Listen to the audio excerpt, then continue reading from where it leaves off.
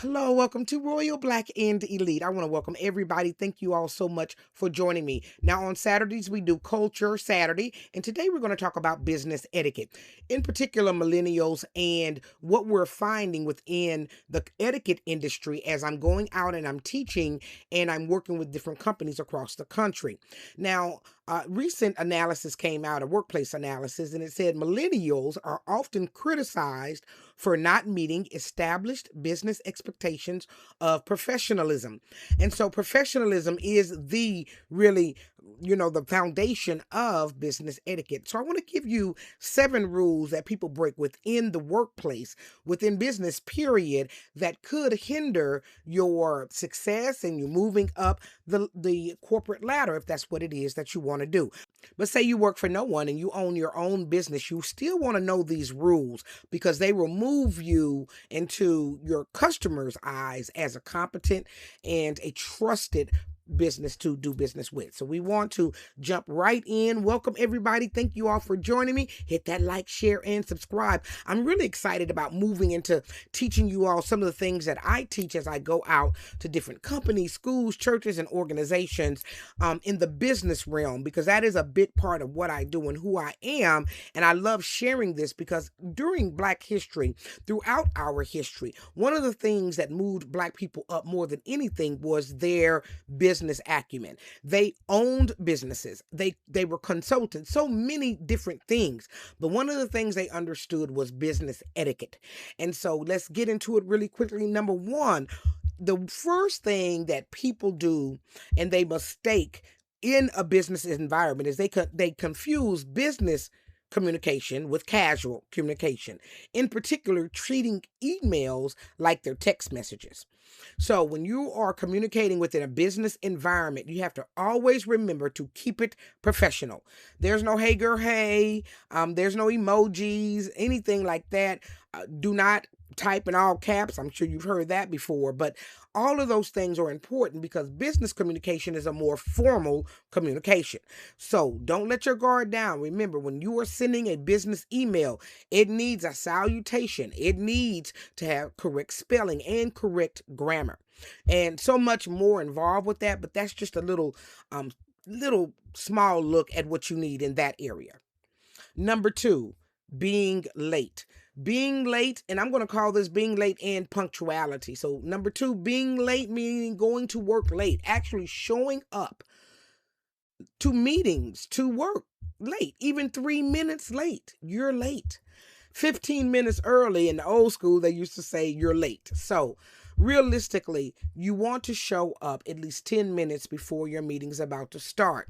If you do not know where you're going, leave even earlier. You do not know how far you're going to have to walk. You do not know if there's going to be traffic. So give yourself time to get where you need to be.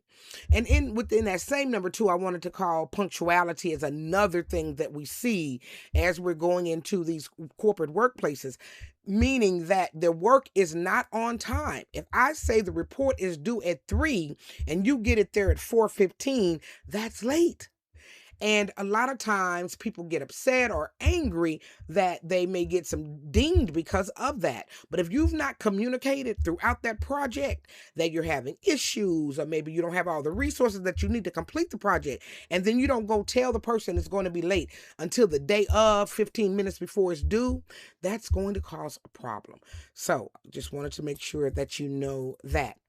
Number 3, oversharing at work. That's another thing this business analysis showed, is that millennials bring their personal life into work too much. When you're in a workplace environment, that's what you're there to do, work. They're not there to tell them about baby daddy number 3 or that your rent is late or that any of those things. You're there and paid to do a job. So make sure that you're very careful with oversharing. Even like when you're going to after parties, mixers, things like that. That's not even a place to overshare. Do not overshare. That's very important. Number 4, ignoring poor, or you know what? I'm going to put it like this. Number 4 is poor communication, period. No matter if it's nonverbal or verbal or digital, you're ignoring the rules around these things.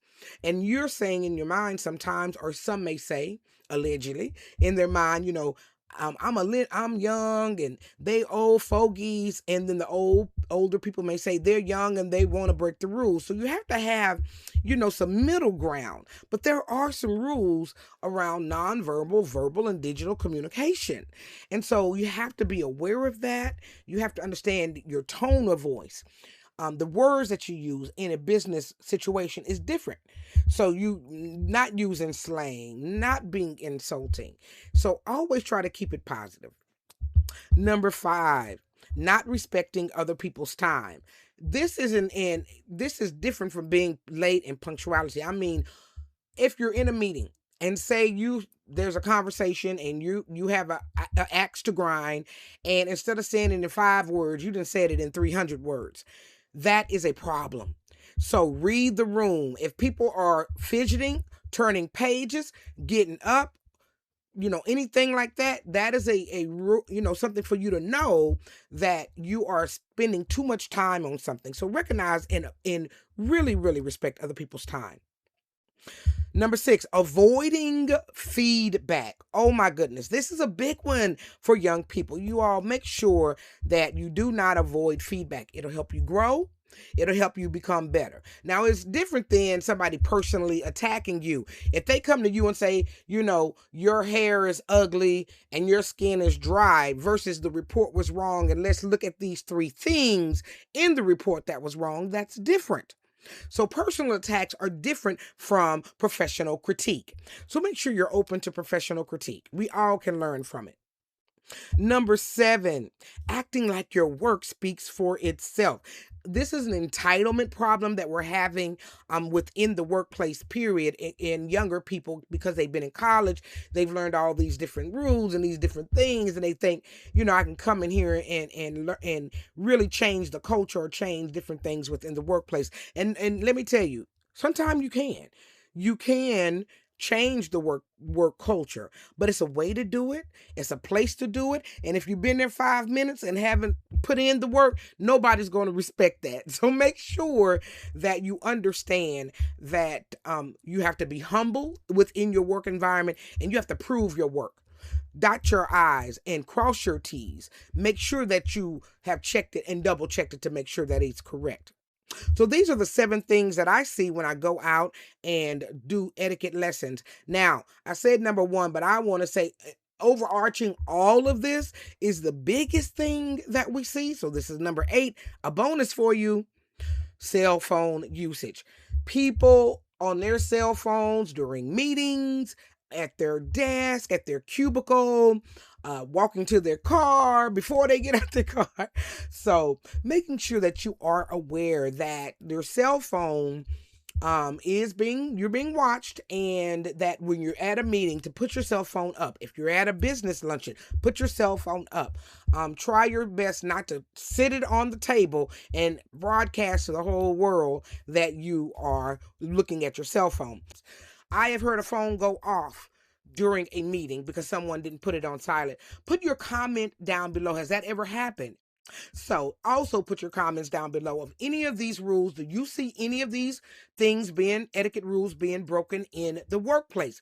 I think all of these things are things that we can all work on from time to time, but when you put them all together, and that's what the millennials are having a problem breaking through, is because all of these things are showing up at the same time. So I want to thank you all for joining me. I hope you learned a lot as we looked at the 7 mistakes that we are making in the workplace and how to fix it. Now, keep on tuning in. I've got some great history lessons down below of some of those great business people that I mentioned for Black history, but also continue to look forward to these types of classes as we move into our business piece of Royal Black and Elite. Now, don't forget to hit like, share, and subscribe down below. And if you want to keep learning, keep clicking. I want to thank you all for joining me for another great episode of Royal Black and Elite.